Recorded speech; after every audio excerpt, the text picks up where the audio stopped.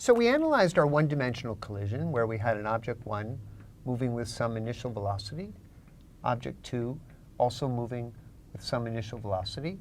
And after the collision, we just arbitrarily said object 1 is moving this way and object 2 was moving that way, and we called that our I-hat direction. In this collision, we assumed that it was a frictionless surface and there were no external forces, so momentum was constant. Now, what about energy? Well, we know that if there's no external forces, then in principle, there could be no external work. However, during the collision, we've established different types of collisions. We said elastic collision is when we are assuming that the kinetic energy of the system, that's K system final minus K system initial, is 0. The statement that the kinetic energy is constant. We have an inelastic collision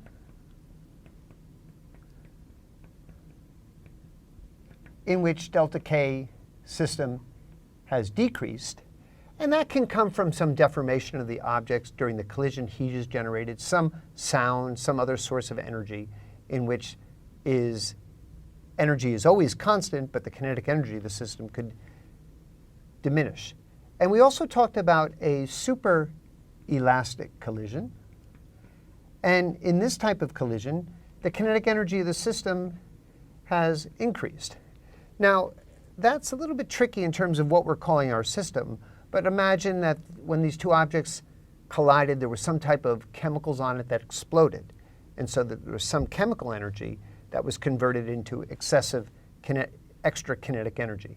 So in order to make a model of our problem, we have to beforehand make some assumptions about the nature of the collision. Now, for our particular collision, let's assume that the collision is elastic. So we have two conservation principles. We have that the kinetic energy of the system is constant, and we've already said that because there's no external forces, the momentum of the system is constant. So now we can write down our kinetic energy condition. We have m1, v1. Now here, this can be a little bit tricky how we're going to write this, because remember, kinetic energy is a magnitude squared plus 1/2 m2 v2 initial squared equals 1/2 m1 v1 final squared plus 1/2 m2 v2 final squared. Now, because a component, although it can be positive or negative, in one dimension, if you square the component, you get the magnitude.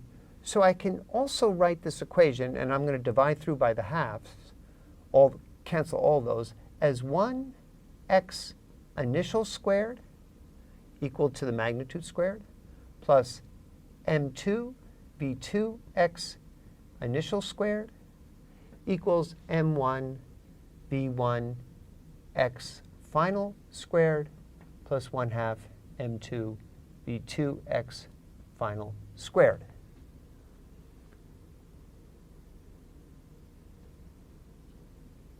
And we've already canceled all the halves, so we have no half there. Now, given this equation, we'll call this equation 1.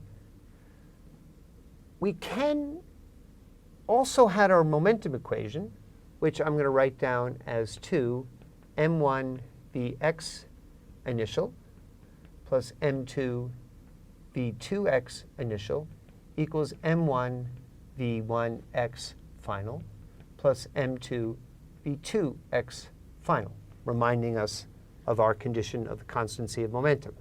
So now, if you look at this, if we're given the masses, all the mi's, and we're also given the initial state of the system, v2x initial, then we have two equations and two unknowns, and we can solve algebraically for v1x final and v2x final.